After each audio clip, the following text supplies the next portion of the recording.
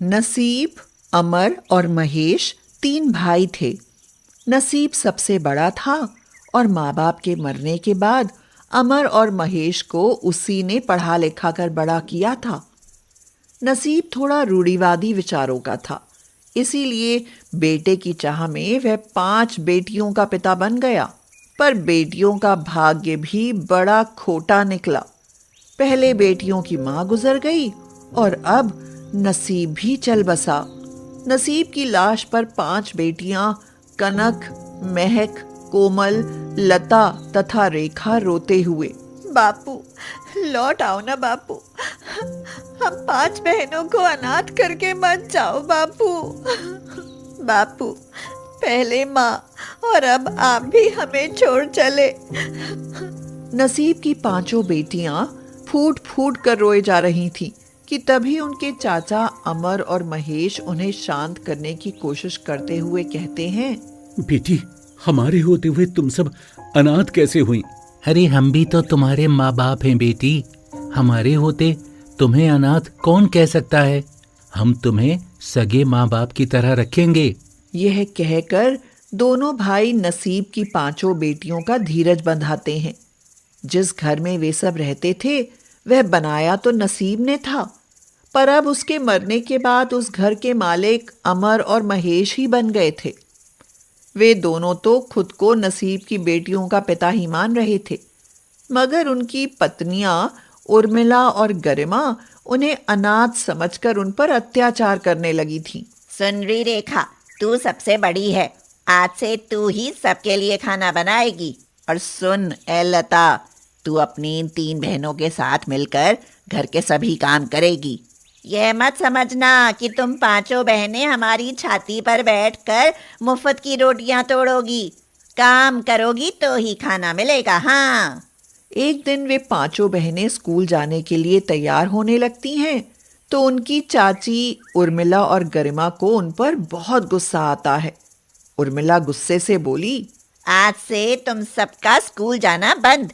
तुम स्कूल चली जाओगी तो घर के काम क्या तुम्हारे माँ बाप आकर करेंगे? हाँ। और सुनो, तुम्हारे चाचा पूछें तो कहना हम खुद ही पढ़ना नहीं चाहती हैं। अगर ऐसा नहीं बोला ना तो तुम 5 को कान पकड़कर घर से बाहर कर दूंगी। हाँ, और पिटाई करेंगी वो अलग। ठीक है चाची, हम यही कहेंगी। रेखा और लता थोड़ी सयानी हो चुकी थी और अपनी चाचियों के बर्ताव को अच्छे से समझती थी, मगर हालात से मजबूर होकर चुप ही रहती थी और जो चाचियां कहती वे उसे मान लेती। रेखा, अरे कहाँ मर गई कमबख्त? क्या है चाची? दिख नहीं रहा क्या है? मैं तैयार होकर कहीं बाहर जा रही हूँ। जल्दी से मेरे सैंडलों को साफ करके ला जा। कभी खाना तो कभी बर्तन, कभी झाड़ू पोछा तो कभी कपड़े। 5 अनाथ बहनों को काम करते करते सुबह से शाम हो जाती, पर काम खत्म न होता। इतनी मेहनत करके भी जो रूखा सूखा मिलता बेचारी उसी को खाकर सो जाती, मगर फिर भी चाची ताने देती रहती थी। 5 बहनें उन्हें फूटी आंख न सुहाती थी।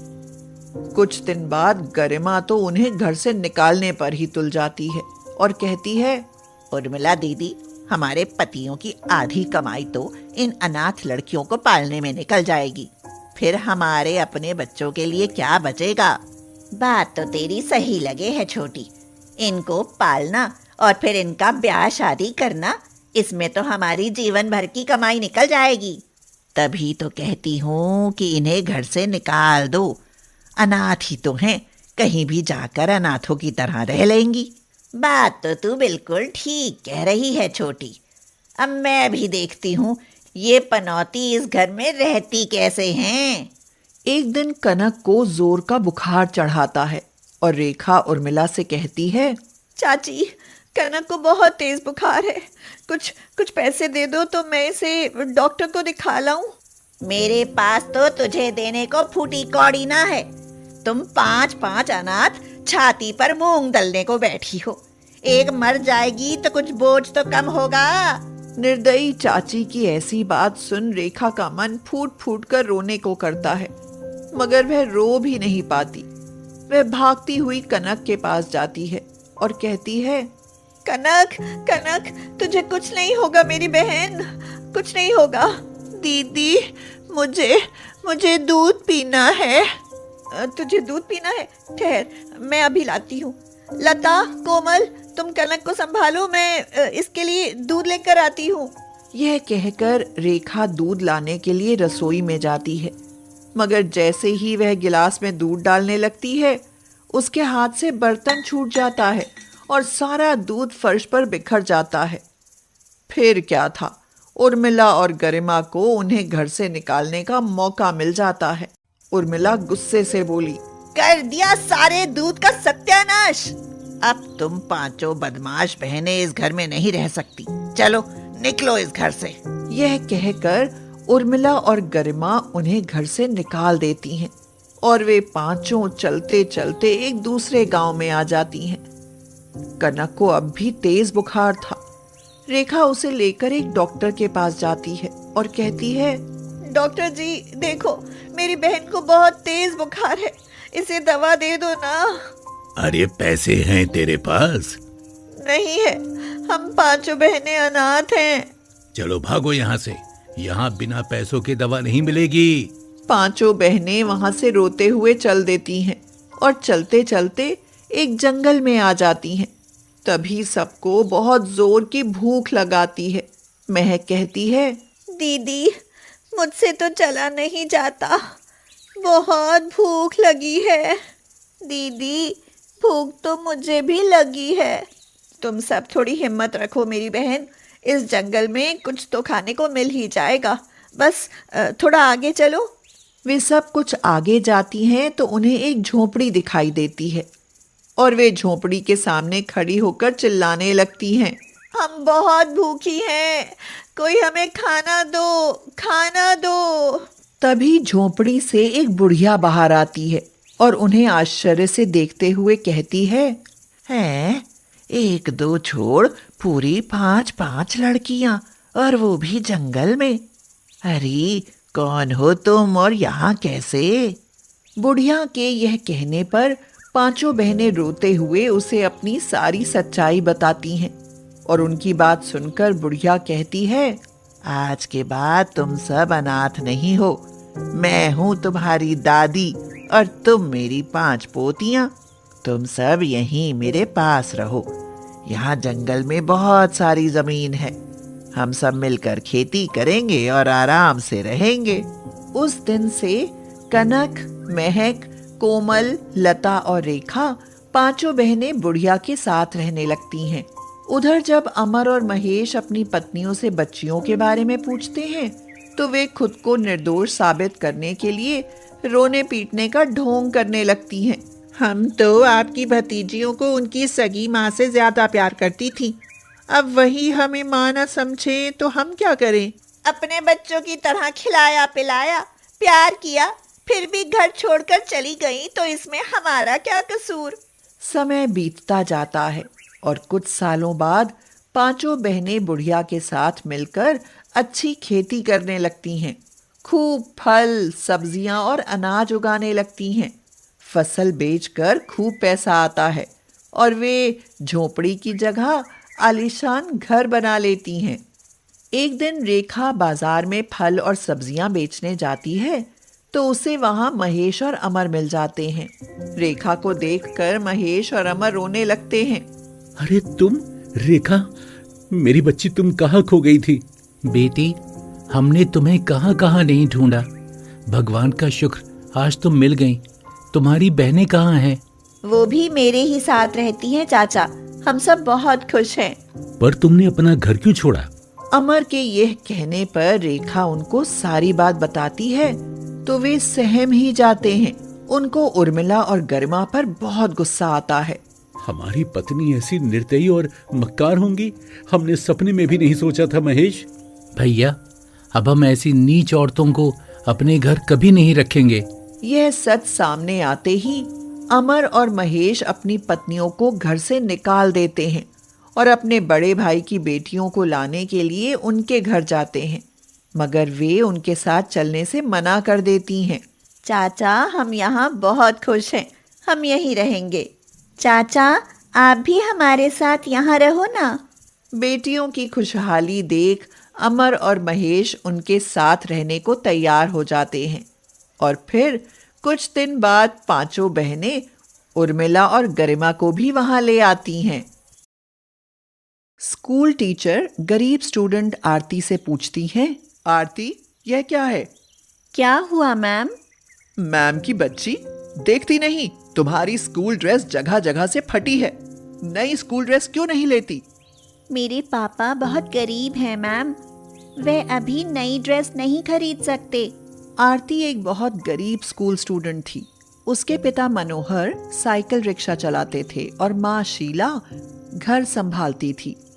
मनोहर की कमाई तो इतनी भी नहीं थी कि घर की दाल रोटी ही ठीक से चल सके, मगर फिर भी मनोहर और शीला अपनी बेटी को एक महंगे स्कूल में पढ़ा रहे थे। स्कूल से लौटने पर आरती शीला से कहती है, माँ देखो, मेरी स्कूल ड्रेस फट गई है। तू चिंता मत कर बेटी, मैं इसे अभी सिल देती हूँ। माँ, क्या मेरी नई स्कूल ड्रेस नहीं आ सकती? अभी नहीं आ सकती बेटी। आरती जिस स्कूल में पढ़ती थी उसमें अमीर लोगों के बच्चे पढ़ते थे। उनमें से अधिकांश बच्चे स्कूल की एसी बस से स्कूल आते थे और कुछ के माता पिता उन्हें खुद की गाड़ियों में स्कूल छोड़कर जाते थे। उस पूरे स्कूल में अकेली आरती ही ऐसी स्टूडेंट थी जिसे सुबह मनोहर अपनी साइकिल रिक्शा में स्कूल छोड़कर आता था और छुट्टी के बाद वह पैदल चलकर घर आती थी। एक दिन आरती अपने पापा की साइकिल रिक्शा में स्कूल जा रही होती है तो उनको रेड लाइट पर रुकना पड़ जाता है। रेड लाइट पर आरती की क्लासमेट सुहानी कार की खिड़की से देखते हुए बोलती है, एक गरीब साइकिल रिक्शा वाली, इधर देख। अरे सुहानी, तुम? हाँ मैं। देखो, अमीरों के बच्चे ऐसी कार में बैठकर स्कूल जाते हैं और तुम गरीब टूटी फूटी साइकिल रिक्शा में। यह कहकर सुहानी हंसने लगती है और उसकी यह बात सुनकर मनोहर को गहरा आघात पहुंचता है। ये अमीरों के बच्चे भी कितने घमंडी होते हैं, स्कूल जाकर भी अच्छे संस्कार नहीं सीख पाते। पापा, संस्कार माँ बाप से मिलते हैं, पैसे से नहीं। शायद इसके माँ बाप ने ही इसे संस्कार नहीं दिए। 7वीं कक्षा की आरती के मुंह से ऐसी बड़ी बात सुनकर मनोहर का मन गदगद हो जाता है और वो कहता है, अरे वाह, मेरी छोटी सी बिटिया तो बड़ी सयानी निकली। मन खुश हो गया भाई। उस दिन के बाद सुहानी और अन्य कई लड़कियां आरती को गरीब साइकिल रिक्शा वाली कहकर चिढ़ाने लगती हैं। एक दिन लंच के समय सुहानी आरती को अपना लंच बॉक्स दिखाते हुए कहती है, एक गरीब साइकिल रिक्शा वाली, जरा हमारा लंच बॉक्स देख। रोज एक से एक लजीज खाना लाती है हम। हाँ, तू गरीब साइकिल रिक्शा वाली तो रूखी सूखी रोटी अचार के साथ खा लेती होगी। मुझे लजीज खाने का शौक नहीं है, मैं तो रूखी सूखी रोटी और अचार में ही खुश हूँ। कक्षा में टीचर कुछ पूछती तो सबसे पहले आरती जवाब देती। जिस प्रश्न का उत्तर किसी को भी नहीं आता, आरती उसका उत्तर भी तुरंत दे देती। इसी कारण सब टीचर आरती की बड़ाई करती नहीं थकती। आरती बेटा, तुम घर से भले गरीब हो पर स्कूल की सबसे अमीर स्टूडेंट हो। यह सुनकर सुहानी और उसकी फ्रेंड्स को बहुत बुरा लगता है। सुहानी पूछती है, क्यों मैम, इस गरीब में ऐसा क्या है? नैन्सी भी बोली, पढ़ाई में तो हम भी कम नहीं है मैम। तो टीचर ने कहा, पर आरती जैसा होशियार और समझदार स्टूडेंट पूरे स्कूल में कोई नहीं है।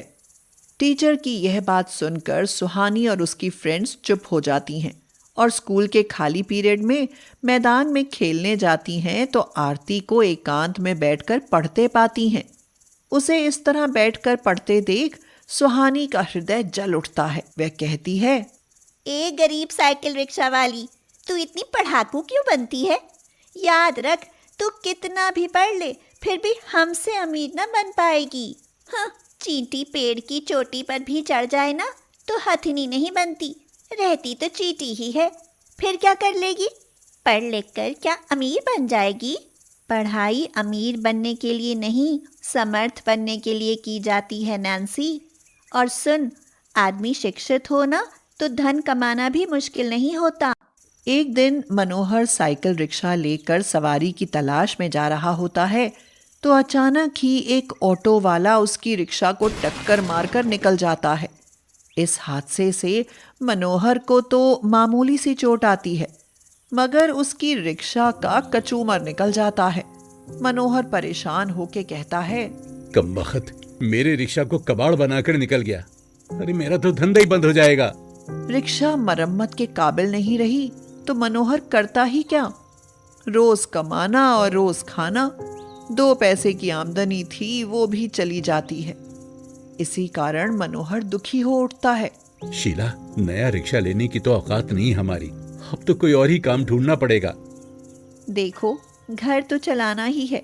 अगर आप कहो तो मैं घरों में बर्तन पोछे का काम कर लूं। पर खड़े पांव तुम्हें काम कौन देगा शीला? बसंती ताई आज ही कह रही थी कि काम करना हो तो लगवा देती हूँ। फिर तो कल ही काम पकड़ लो।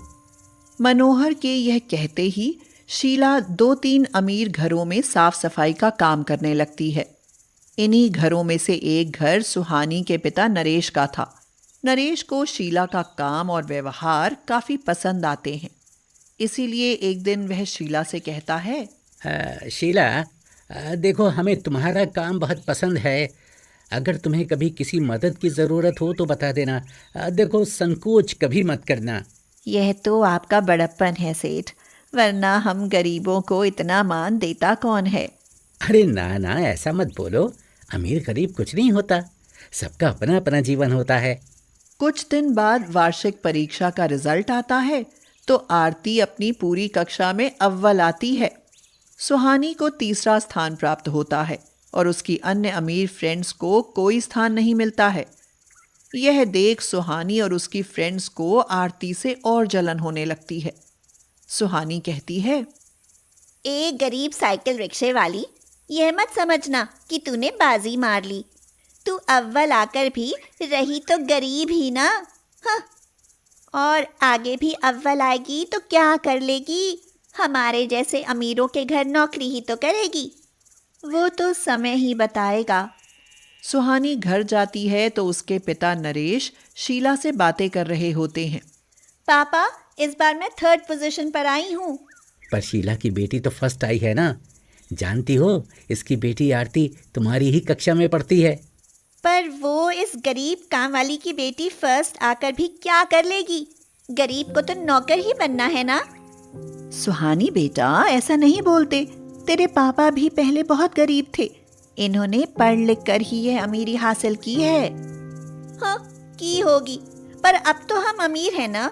सुहानी की बात सुनकर शीला को दुख तो बहुत होता है, मगर अपनी बेटी के भविष्य की सोचकर वह चुप सी रहती है। वह मन ही मन कहती है, कोई कुछ भी कह ले, पर मुझे अपनी आरती पर पूरा भरोसा है कि वह हमें सदा गरीब नहीं रहने देगी। समय बीतता जाता है और आरती 7वीं से 8वीं और फिर 9वीं पास कर 10वीं में पहुंच जाती है।